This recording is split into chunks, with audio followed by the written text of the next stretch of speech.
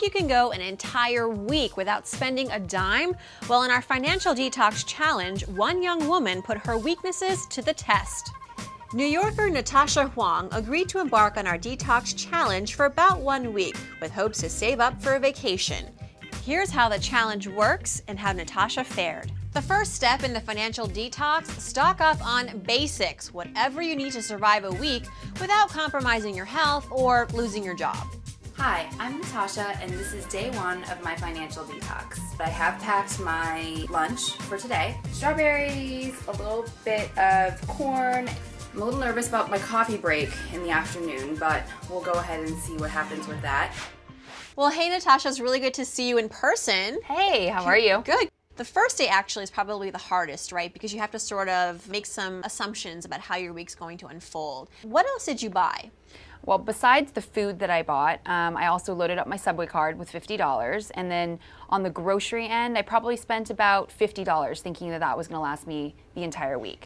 Begin day 1 of your financial detox by leaving your cards and cash at home. See how it feels to go without your usual everyday temptations. Today was a lot more difficult than yesterday. It felt a little, you almost feel like you're going outside without wearing makeup on. Next, cancel any commitments that will cost you money. We all want to go out, we all want to be social.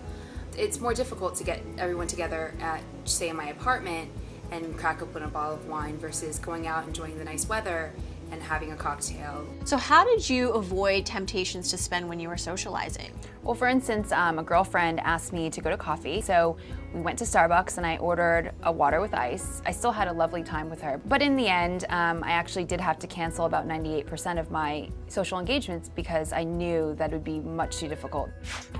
Not spending any money has been quite a challenge today. I generally walk home, and on the way there's a Bed Bath & Beyond and there's Columbus Circle.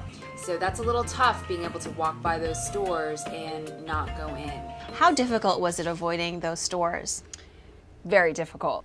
For me personally, I realized from this challenge that I am quite a shopaholic to actually a big extent. You know, I do have a problem not being able to walk by a store and walk into it just to even see what's new. When you're spending time not spending money on this detox, it's important to stay distracted and check off items on your to-do list. So you were a pretty busy bee during that week. You got a lot done.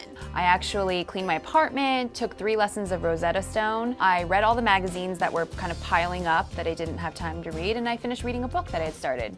Excellent. So it was really lovely. Another key part to this detox, every time you get the craving to spend, note the item and what you would have spent to buy it. It's day 3. Let me just say that shopping websites are evil. I had to delete Guilt, Groupon, so many others because those are also unnecessary shopping.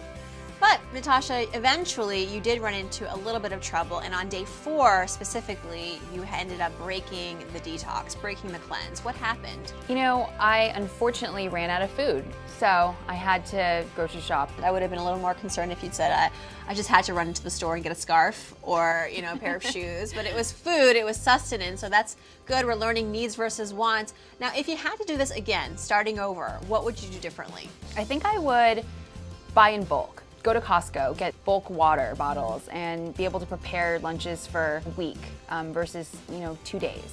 Finally, when you've reached the end of the week, look over your list of things you would have normally bought beyond the basics you stocked up on. Add up those that were merely wants, and this represents what you saved in a single week. Well, despite your setback on day 4, Natasha, you did actually end up saving quite a bit of money. $500. Congratulations. Thank you. That's pretty great. I mean, you've identified your weaknesses to some extent, more than you probably really knew. Absolutely. Walking to stores seemed so natural to me, and now I realize like how much I would be saving every time I don't go into these stores or don't shop on Guilt. It's kind of puts me in perspective of how much I would be saving. Just walk around the block. Yeah. Take a different route. Now, Natasha, this detox was not for nothing. You had a goal in mind. What was it? I was actually saving up to take a trip, so this detox really fast-tracked me. I'd probably be able to get there now in about a month. All right. Thanks so much, Natasha. Thank you. And as always, we want to hear from you. Have you gone on a financial detox? Well, we want to hear your results. Connect with me on Twitter @Farnoosh and use the hashtag FinFit. For Yahoo Finance, I'm Farnoosh Torabi.